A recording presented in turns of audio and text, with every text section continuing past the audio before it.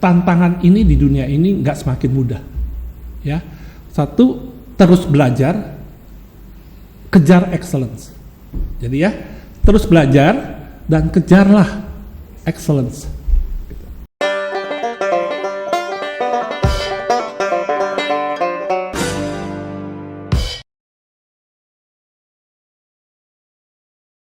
Assalamualaikum warahmatullahi wabarakatuh. Kembali lagi di Nukleus Podcast, ngobrol santai dan maknyus. Oke. Di segmen Nukleus Podcast hari ini kami kedatangan tamu spesial. Beliau ini adalah salah seorang coach yang melakukan coaching di berbagai perusahaan di Indonesia ya. Beliau ini sudah berpengalaman bertahun-tahun dalam membimbing perusahaan-perusahaan untuk melakukan manajerial dengan optimal sehingga bisa melakukan pekerjaan yang sangat produktif. Oke, sudah nggak perlu kita lama-lama nih, langsung kita sambut aja Coach Yanto Joyo. Selamat siang Coach, gimana kabarnya Coach? Kabarnya sangat baik. Oke, sangat baik. Halo Coach Yanto Joyo nih. Terima kasih sudah menyempatkan hadir di podcast kami, Coach. Ya, terima kasih. Oke, Coach Yanto Joyo ini kan hari ini hadir di coaching di RSN Tuban dari tim TCI ya, Coach ya. Kalau boleh tahu sudah berapa lama sih bergabung di tim TCI? Saya bergabung di tim TCI sejak 2019 akhir ya. Oke, sampai sekarang ya, Coach ya. Jadi kalau bisa dijelaskan nih, Coach. Kalau teman-teman nih mungkin masih ada yang mungkin belum tahu ya, TCI atau Top Coach Indonesia ini adalah suatu badan yang memberikan suatu organisasi ya, memberikan coaching pada perusahaan-perusahaan terkait untuk manajemen ya, seperti itu. Harapannya kita bisa mengoptimalkan sumber daya yang ada agar dapat menghasilkan outcome yang terbaik gitu ya, gitu. Oke, Coach. Gimana sih passionnya menjadi seorang coach gitu? Kenapa akhirnya Coach Yanto ini memilih untuk melakukan coaching nih ke berbagai perusahaan? Mungkin teman-teman ini jadi penasaran. Mungkin udah sering banget lihat namanya Coach di media sosial ya, Coach ya. Kok akhirnya tertarik di bidang itu, Coach? Ya, oke, terima kasih Dr. Mila. Pertama-tama saya ucapkan terima kasih sudah diberi kesempatan untuk melayani. Jadi saya tekankan bahwa memberikan coaching itu sebenarnya memberikan pelayanan untuk membuat setiap organisasi itu bertumbuh. Kenapa passion itu ada? Ya, kalau namanya passion mungkin dari dalam ya. Jadi sejak kecil saya sering belajar mandiri, saya sering tertarik dengan ngulik gitu ya, dan mempelajari sampai dalam gitu. Dan pada saat saya berkarir di usia 20-an sampai 30-an itu saya banyak berkesempatan bertemu dengan leader-leader yang baik gitu ya. Tentu saja di dalam perjalanan karir saya juga akan ketemu orang-orang yang sulit gitu kan. Nah, disitulah letak di mana bahwa pada saat kita ketemu orang sulit, justru kita berpikir bagaimana kita bisa menghandle orang sulit tersebut. Lalu kita juga berpikir, apakah ada yang salah di dalam diri kita? Nah, disitulah lahir bahwa kita terus belajar, terus bertumbuh. Dan saya juga mempelajari banyak karakter manusia, gitu, DISC, MBTI, lalu apa itu hubungannya dengan leadership. Nah, itu dari sisi human-nya. Tapi dari sisi sistem juga kita perlu belajar. Bagaimana sistem operasional itu harus seperti apa, operational cost, financial juga kita harus pelajari, sehingga apapun itu kita menjadi mengatur perusahaan untuk mencapai goals-nya. Tentu saja goals-nya juga lahir dari goals jangka panjang yang kita bisa katakan visi misi perusahaan. Oleh sebab itu kita selalu mulai dari visi misi perusahaan, strategic goals-nya, lalu masuk ke how-nya, lalu apa yang diukur, KPI, sampai kepada leadership dan juga time management. Nah, itu harusnya kita lihat secara keseluruhan. Nah, itu yang saya bantu. Nah, saya memiliki passion ke sana gitu. Waduh, jelas banget nih. Jadi mungkin teman-teman yang sudah menanti-nantikan nih, bagaimana sih Coach Yanto Joyo ini akhirnya terjun ke dunia coaching gitu ya, Coach ya. Itu tadi sedikit sudah dikulik nih oleh beliaunya. Coach. Tadi saya sangat tertarik nih bahwasanya kalau untuk menumbuhkan suatu organisasi, bahwa seorang pemimpin itu tidak hanya mempertimbangkan dari resource yang ada. Tapi kalau tadi yang kalau terkait humannya, kita tuh harus mengetahui karakter tiap orang yang bekerja sama dengan kita. Iya. Seperti yang tadi Coach sampaikan, kita tidak bisa memilih ya Coach ya. Orang ini yang enak diajak kerja sama nih. Oh, tapi di kala waktu yang lain kita bertemu dengan orang yang sulit. Ya. Nah, gimana sih caranya? Mungkin teman-teman yang ada di rumah juga ingin tahu cara handling yang tepat seseorang, terutama mungkin yang sulit, karakter yang sulit ya Coach ya. Itu cara tepatnya itu seperti apa ya Coach ya? Oke, jadi gini Dok, kalau kita bilang bisa milih atau enggak, kita nggak bisa bilang bahwa mutlak kita nggak bisa pilih. Sebenarnya kita bisa pilih melalui profiling, kita interview, kita assess ya. Sudah banyak tools yang sekarang kita pakai. Ada DISC, ya, ada MBTI, ada Gallup, ada Kaplan. Itu adalah tools-tools yang kita biasa pakai untuk memprofile karakter seseorang, ya. Nah, sebenarnya yang paling gampang dipelajari adalah yang saat ini kemarin saya bawakan. Secara sederhana ada yang namanya MBTI, Myers-Briggs Typical Indicators. Ini adalah sebuah framework bagaimana kita membaca karakter seseorang. Nah, sebagai leader kita itu perlu memahami karakter tim kita. Kita nggak bisa maksa bahwa saya maunya yang begini. Kita pasti ketemu orang-orang yang berbeda-beda. Ya, salah satu buku yang saya lihat cukup menarik judulnya. Yang membahas MBTI itu adalah I'm not crazy, I'm just different. Oke, ya, jadi artinya saya nggak gila loh, saya cuma berbeda gitu. Betul. Ya. Jadi misalnya ini orang kok aneh sih, orang di pesta kok menyendiri di ujung betul, gitu ya. Gitu ya.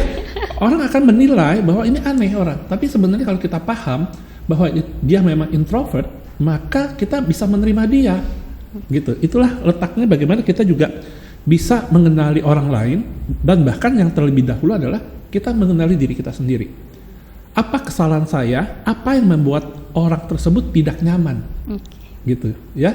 Dan pertumbuhan karir saya juga diawali bagaimana saya menganalisa diri saya, baik dari DISC, baik dari MBTI, dari yang lain-lain. Nah, mungkin saya bisa kupas soal MBTI secara sederhana. Boleh silakan Coach. Oke. Jadi MBTI itu ada empat kuadran ya, empat perspektif. Satu adalah energi. Energi itu ada E, ada I. Jadi E adalah extrovert, I adalah introvert. Gak ada yang salah menjadi introvert. Bedanya adalah kalau extrovert, orang itu kalau diajak ngomong semakin semangat, semakin berenergi. Ya, kalau orang introvert adalah orang-orang yang energinya terbangun kalau dia me time, menyendiri. Jadi kalau orang E adalah orang-orang yang ketemu orangnya banyak, senang bergaul. Ciri khasnya adalah orang-orang itu ketemu orang asing gampang bicara. Orang I temennya sedikit tetapi dalam, gitu ya. Lalu pertanyaannya, boleh nggak ada nggak orang yang kerjanya di luar MC tapi orang introvert? Ada. Artinya E dan I ini walaupun tidak berubah, tapi orang itu bisa beradaptasi terhadap lingkungan. Ya, semakin kita bisa dewasa, semakin kita mampu beradaptasi, walaupun kita asalnya I. Jadi lebih open. Orang E yang ngomong lulu gitu ya, dia juga bisa belajar menjadi orang yang lebih diam, lebih berintrospeksi diri gitu ya. Nah, yang kedua adalah N dan S. N itu adalah intuitif, S itu sensing. Ya. Jadi ini adalah digit kedua tersebut berbicara soal menyerap informasi. Bagaimana orang itu mendapatkan informasi, apakah dia melihat yang besar dulu atau yang kecil dulu. Jadi kalau orang N adalah melihat gunung, pohon, daun, baru klorofil, gambaran besarnya dulu. Orang seperti ini akan lebih menyerap gambaran besarnya dulu, baru gambaran kecil. Nah, kalau orang S, dia itu menyerap detail-detailnya dulu. S itu sensing adalah mengindera, gitu ya. Dari mata, dari rasa, dari situ dia membangun kesimpulan. Ya, kalau orang N lebih banyak berimajinasi. Wah, ini awan kayak naga, kayak kelinci, gitu kan. Tapi kalau orang S ditanya, wah awan aja gitu. Itu orang S tuh, ya. Nah, kalau orang yang digit ketiga itu adalah pengambilan keputusan. T dan F. Thinking and feeling. Nah, kalau thinking, kenapa dasar? Dasarnya adalah ada satu aturan main, ada satu prinsip yang dia amini, yang dia percaya bahwa itu benar. Dia akan memberikan keputusan berdasarkan prinsip-prinsip itu, gitu.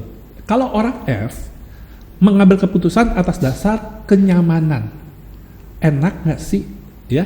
Sungkan itu menjadi sesuatu yang biasa untuk mereka, gitu kan? Ya, nyaman apa enggak, gitu. Nah, ini juga merupakan sesuatu yang kita harus cermati kepada tim kita. Pekerjaan-pekerjaan yang memang perlu feeling, gitu ya. Oke. Bukan hanya pekerjaan itu nggak hanya thinking, feeling. Feeling itu misalnya dia melakukan konseling, melakukan misalnya berkomunikasi terhadap karyawan, public relation, itu feeling itu baik. Harus kuat ya. Harus kuat. Tetapi thinking juga jangan ditinggalkan. Kita harus balancing, gitu ya. Semakin karir kita naik, semakin kita dewasa, semakin kita memiliki tanggung jawab lebih, semakin dituntut untuk kita melakukan balancing antara T dan F-nya itu, gitu ya. Nah, yang keempat, yang terakhir adalah J dan P, judging and perceiving. Ini adalah mengenai gaya kerja, gitu ya. Kalau J itu perencana banget, selalu merencanakan. Dia akan bertanya, besok gimana ya? Besok mau ngapain ya? Ya. Kalau J bertanya, besok ngapain? Besok gimana? Kata J ya. P jawab, ya gimana besok? Lihat aja nanti gimana gitu. Fleksibel. Nah, kalau P itu dikasih tugas yang project based, dia akan ya santai-santai ya, lihat besok, gitu, nggak berencana. Nah, ciri khasnya orang J itu meja kerjanya rapi, ya. Walaupun kadang-kadang kita bisa melihat orang J meja kerjanya sedikit acak-acakan, atau bahkan juga acak-acakan, tetapi di hati dia nggak tenang. Gitu. Gak bisa ya, Nggak harus bisa. diberesin Dia, ya. nanti dia pasti akan cari waktu untuk beresin. Gitu orang J. Gitu, ya.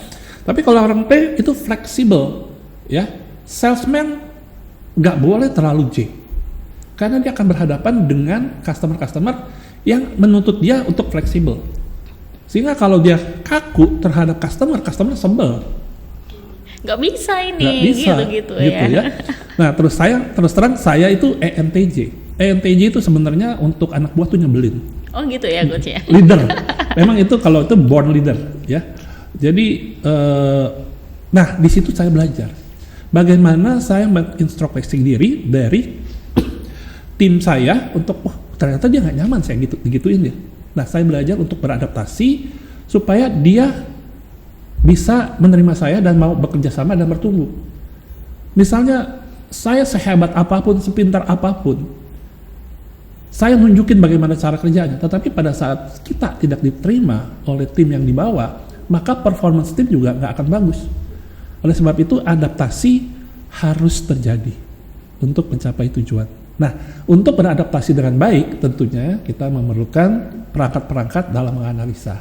Oke. Ya, tadi 4 digit itu kalau kita petakan berarti akan mendapatkan 16 personalities ya. personalities. Nah, silakan Anda kalau tadi sudah mencoba, oh saya E gitu ya, saya I, saya S, saya T, saya P, ketik aja langsung di browser, misalnya ISTP, ketik ISTP, nah Anda akan lihat karakter Anda di situ. Gitu dok. Oke, waduh jelas banget nih dok. Saya memang pernah nih, coach ikut, ada kan kayak kuisnya secara online gitu ya, sesuai ini saya setuju atau tidak setuju atau netral itu yang poinnya ada 5. Tuh kalau nggak salah waktu itu INFP. Ya. Kalau tadi kan coach sempat singgung nih terkait born leader. Apakah benar? Apakah beberapa karakter itu memang punya kekhususan? Misalnya memang dia adalah ciri khas leader. Oh, orang ini cocok sebagai mungkin karakter sebagai tenaga kesehatan. Apakah itu juga mempengaruhi dari personality seseorang, coach? Benar, itu sangat mempengaruhi. Tapi artinya kita nggak kaku melihat hal itu. Kita nggak mau membuat analisa psikometrik itu menentukan kita punya passion, nasib kita. Tetapi tentu saja kita juga harus mempelajari bahwa kalau saya ENTJ itu nggak akan cocok kalau saya jadi perawat. Gitu. Oke, benar. Ya, tapi kalau orang-orang yang F dan P itu sudah pasti lebih sabar, lebih bisa nawin orang, lebih fleksibel, ya kan? Itu 2 digit terakhir tuh ya, kayak T, J itu sama F, P itu bertolak belakang. Gitu. Tapi apakah nggak bisa bekerja sama? Tentu saja bisa bekerja sama, dan perlu kedewasaan, perlu hati untuk beradaptasi, gitu. Jadi kalau kita mau menang, kita harus mengenal lawan misalnya gitu. Tapi yang paling penting adalah mengenal diri sendiri. Oke. Supaya bisa bertumbuh. Oke, Gitu, siap. Waduh Coach, tadi kan kita bahas lagi nih, Coach sebagai seorang yang mungkin lama nih memegang posisi yang tertinggi ya Coach ya, ibaratnya sudah sering bekerja sama dengan banyak orang dan lainnya. Sebenarnya bagaimana sih kita itu bisa menjadi seorang leader yang baik? Apalagi juga mungkin kita salah satunya harus mempertimbangkan soal personalities dari orang-orang yang bekerja sama dengan kita Coach. Oke, tadi salah satunya adalah mengenal karakter di bawah ya, bukan hanya bawah, tetapi juga atasan juga dia harus pandai menyesuaikan diri, beradaptasi. Bukan artinya kita berpura-pura ya, tapi kita tahu bagaimana mengkomunikasikannya. Misalnya kalau kita ketemu bos yang N, ya jangan diceritain detail, ceritain besarnya dulu. Kalau dia tanya baru cerita detail. Tapi kalau kita ketemu orang yang S, dia nggak akan puas kalau kita hanya ngomong cerita besarnya aja. Kita harus dukung dengan hal-hal yang detail, practical, yang sensing gitu ya. Tapi saya tertarik dengan tadi perkataan dokter. Saya di dalam training leadership tentu saja banyak ya, banyak prinsip-prinsip leader yang saya bagikan. Tetapi di siang hari ini mungkin saya bisa berbagi satu hal, karakter yang sangat dibutuhkan seorang leader. Oke. Ya, karakter yang dibutuhkan seorang leader yang saya bisa katakan adalah namanya sifatnya assertif. Assertif itu kalau kita cari artinya mungkin terjemahannya panjang dan tidak ada satu kata padanan di dalam bahasa Indonesia yang tepat menggambarkan assertif itu. Betul, ya. nggak ada satu kata, tetapi kita bisa artikan sebagai ini. Assertif adalah tegas yang ramah, ketegasan yang ramah. Jadi ketegasan itu tidak perlu mendominasi orang, tetapi juga mampu menghargai orang lain, ramah. Nah, saya nggak bahas ramahnya nih, saya bahas tegasnya. Gitu. Pertanyaan saya adalah, bagaimana seseorang bisa memiliki ketegasan? Kita harus tahu apa yang diminta, yang dibutuhkan. Jadi kita bisa tahu acuannya apa saat itu tidak sesuai dengan standarnya. Kita bisa memberikan misalnya kayak peringatan ataupun teguran, seperti itu. Mungkin kalau itu pendapat saya. Iya. Bagus. Jadi gini, saya coba terjemahkan lagi. Itu dari contoh Ibu, betul. Itu contohnya seperti itu. Tetapi ketegasan itu bukan lahir pada saat kita pede, ya. Kita kan pede jadi tegas gitu ya. Lalu kita jalannya tegas-tegasan, sifat tegas, bukan begitu, ya.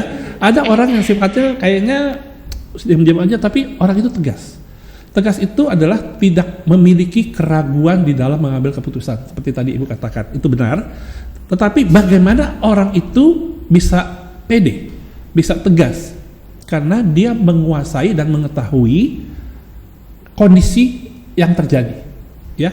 Informasi yang dia dapatkan cukup untuk mengambil keputusan, ya, menguasai keadaan. Nah, pada saat dia menguasai keadaan, datang dari mana? Datang dari dia mengobservasi, mendapatkan informasi dan data yang cukup. Sehingga saya juga mengatakan kepada para leader di sini untuk selalu bertanya dengan ukuran yang jelas. Hindari perkataan-perkataan yang menyatakan banyak, sedikit, yang relatif gitu ya Coachnya. Kadang-kadang, nggak mesti gitu kan, kalau bahasa Jawa sering ngomongin gitu, nggak mesti gitu ya. Nah, coba tanya, ada berapa gitu ya.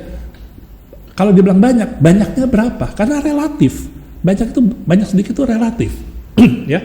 Lalu ukurannya banyak, cepat itu seberapa cepat gitu ya. Jadi selalu usahakan berkomunikasi dalam bentuk yang sifatnya terukur dan spesifik gitu. Nah, seringkali terjadi begini. Pada saat kita memiliki informasi yang gak tegas, maka sikap kita juga gak tegas, benar nggak? Betul. Berarti informasi itu mempengaruhi kita, karakter kita. Sehingga kalau ngomong ragu-ragu, agak malu dong. Kalau kita ngomong nggak tahu, nggak ngerti, takut dikata bodoh gitu kan. Nah akhirnya kita mencoba mewakili sifat informasi yang nggak jelas sehingga kita juga nggak jelas, sehingga jadi nggak pede. Nah bagaimana caranya? Caranya adalah kita tetap tegas mengatakan, Pak, Bu, informasi ini saya belum tahu. Tegas, ada ketegasan bahwa saya belum tahu. Izinkan saya mencarinya informasi, besok saya kembali lagi untuk kasih tahu informasinya dengan lebih lengkap. Itu ketegasan tetap terjadi pada being kita, bukan dari having kita. Kenapa? Gentle, ya kita bisa katakan gentle gitu ya. Itu kalau being kita, karakter kita, jangan dipengaruhi dengan apa yang menjadi having kita.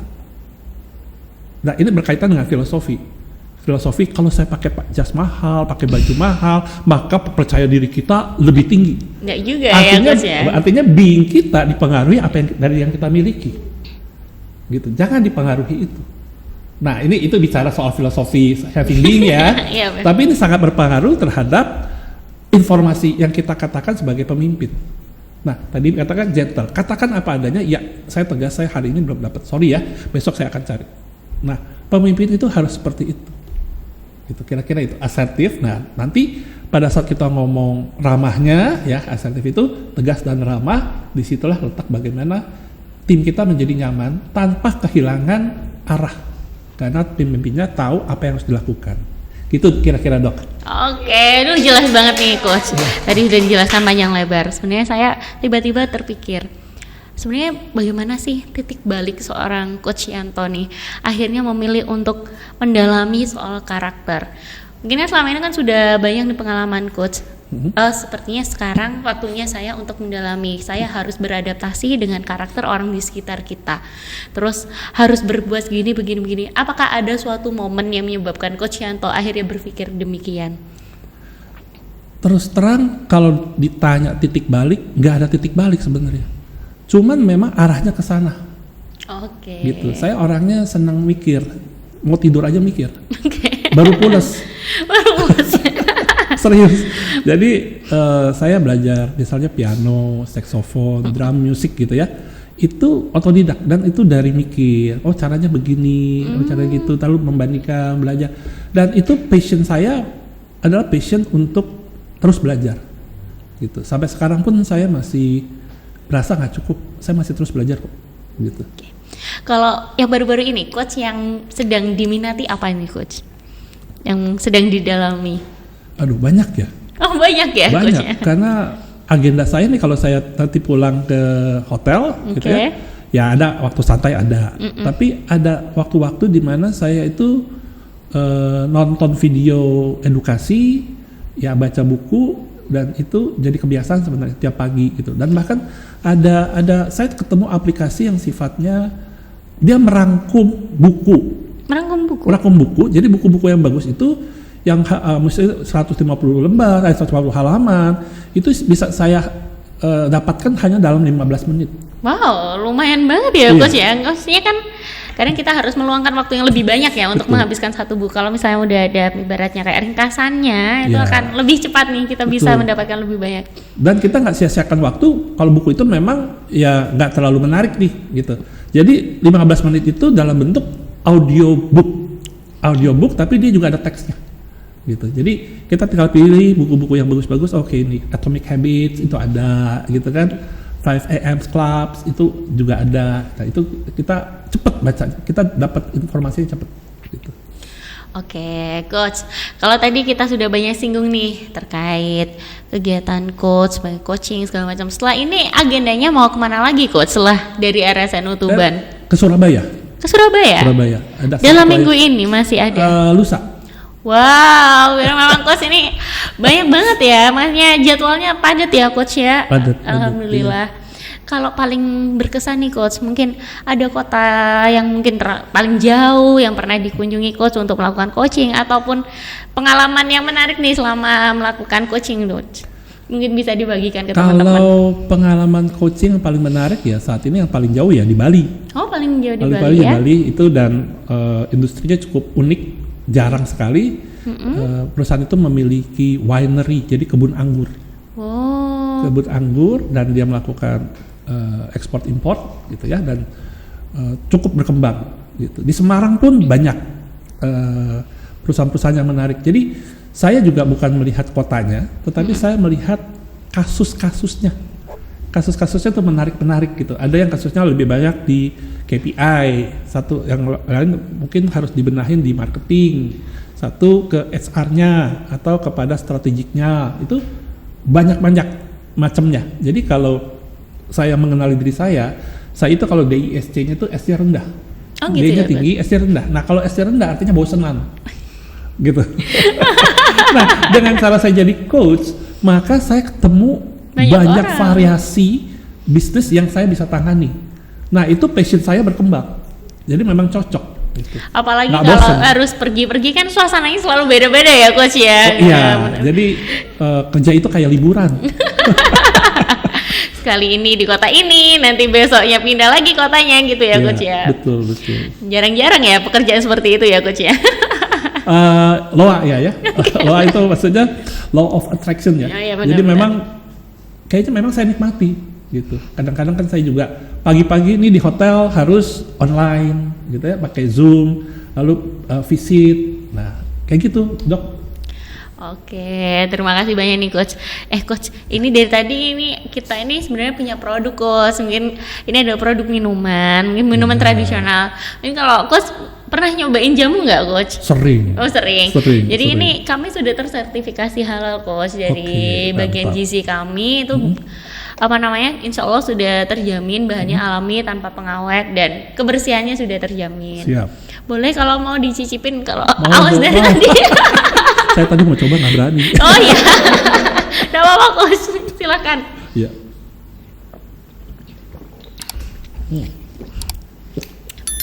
Rasanya dominan asam mungkin ya coach ya, terus ada manisnya sedikit.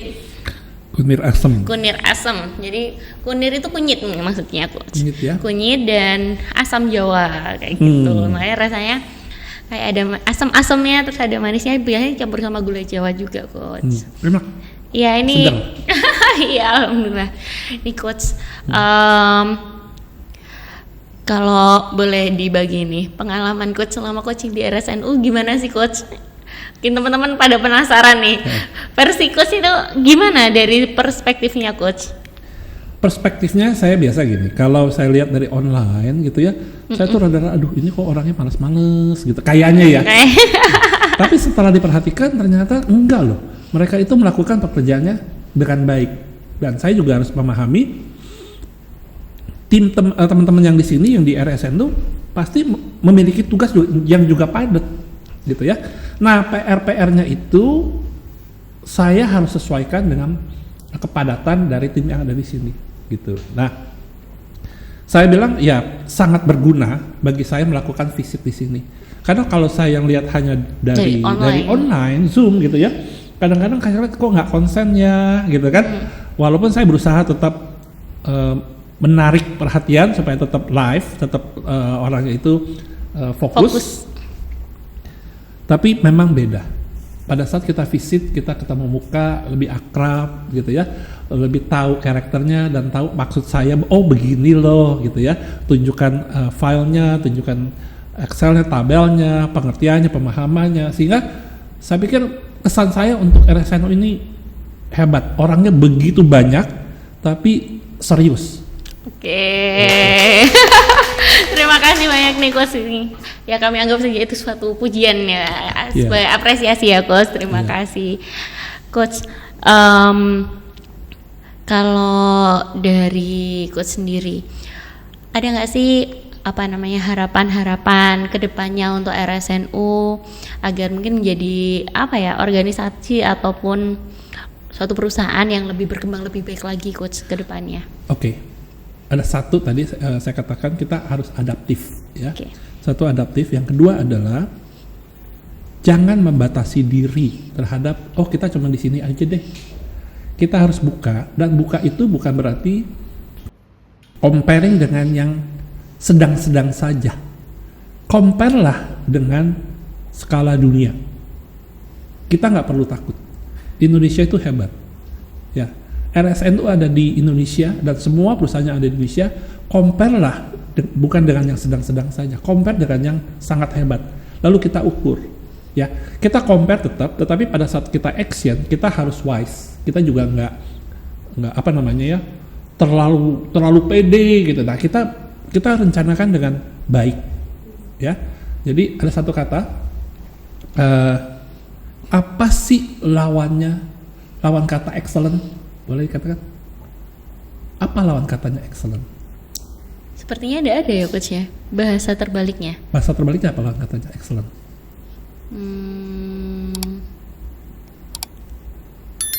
Apa ya coach ya? Kok saya nggak kepikiran loh.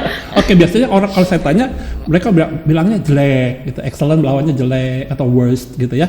Tapi saya akan katakan lawan dari excellent adalah just being good. Oke. Pada saat kita merasa cukup baik, maka kita nggak akan capai excellent. Gitu. Ya, jadi berpikirlah untuk mencapai excellence. Kita harus menjadi excellent di dalam bidangnya masing-masing. Itu pesan saya. Jangan puas dengan hanya good. Gitu. Ya. Oke, terima kasih nih, closing statementnya sangat jelas banget. Jadilah excellent ya coach ya. Jangan hanya cukup dengan being good ya coach. Oke, buat teman-teman nih mungkin bisa disampaikan sedikit nih coach. Mungkin banyak nih beberapa teman-teman kita mungkin di luar sana mungkin punya perusahaan ya coach atau organisasinya sedang berkembang. Mungkin mereka sedang evaluasi nih. Mereka sebenarnya betul nggak sih coaching? Jadi mungkin coach bisa membagikan ke teman-teman kira-kira siapa sih yang paling membutuhkan dibantu untuk melakukan coaching ataupun mungkin hire soal coach untuk memberikan pengembangan untuk mereka coach. Jadi saya katakan gini, semua itu membutuhkan coach pasti, tetapi nggak semua bisa di coach. Oh gitu ya coach. Betul. Kan nggak ada yang nggak siap. Dia harus datang dari dalam diri sendiri. Saya ingin bertumbuh dan saya perlu seseorang untuk membantu saya, gitu. Nah, coach itu juga berbeda-beda, ya. Jadi kenapa kita perlu coach? Karena kita perlu orang lain untuk melihat diri kita dengan lebih jelas, gitu, ya. Ya kita katakan bahwa orang-orang tertentu, orang-orang yang memang dengan karakter tertentu bisa saja nggak bisa di coach, gitu ya. Tapi kalau dikatakan siapa yang butuh coach, semua butuh coaching, gitu ya. Oke. Karena kita belajar itu nggak hanya dengan melakukan, tapi mungkin dari pengalaman orang lain itu juga penting ya coach. Betul, harus ada yang bimbing, ada yang mentor. Kalau coach dulu kan banyak dari sisi trainer ini kan fisik gitu kan. Golf juga ada coachnya, sepak bola ada coach, basket juga ada coach. Nah disitulah bedanya coach itu, dari kata dasarnya adalah coach itu bus, tukang antar, gitu. Nah, you have to tell me where do you want to go. Jadi kamu harus katakan kepada saya, pengemudi bus yang antar Anda mau kemana? Ya, visi Anda kemana? Tetapi pada saat Anda juga nggak tahu visi Anda kemana, saya akan bantu menjelaskan dan mencari insight di dalam diri Anda, apa visi Anda, apa kerinduan Anda menjadi perusahaan seperti apa, gitu. Ya. Oke. Hebat banget nih coach. Mungkin nih karena kita juga sudah mulai berada di penghujung acara kita siang hari ini, mungkin coach ingin membagikan closing statement ataupun mungkin kata-kata mutiara ataupun apapun boleh di-share ke teman-teman. Monggo silahkan coach. Oke. Seperti tadi saya katakan, tantangan ini di dunia ini nggak semakin mudah. Ya. Satu, terus belajar, kejar excellence. Jadi ya, terus belajar dan kejarlah excellence. Gitu dari saya. Oke. Terima kasih. Ya. Dan terima kasih banyak nih Ko sudah datang ke podcast kami. Mungkin mohon maaf kalau mungkin ada salah kata atau sikap yang kurang berkenan ya coach ya. Ibu. Oke, buat teman-teman nih jangan lupa like, komen, juga subscribe dan juga nyalakan loncengnya biar tahu kalau kami punya video yang baru. Terima kasih banyak sudah menyaksikan podcast kita hari ini. Mungkin nanti kita jargon dulu coach. Kita punya jargon Nukleus Podcast, ngobrol santai dan manyus gitu ya. Apa tadi? Ngobrol santai dan manyus gitu ya. Ada manyusnya ya. Oke, 1, 2, 3. Nukleus Podcast, ngobrol santai dan manyus. Wassalamualaikum warahmatullahi wabarakatuh.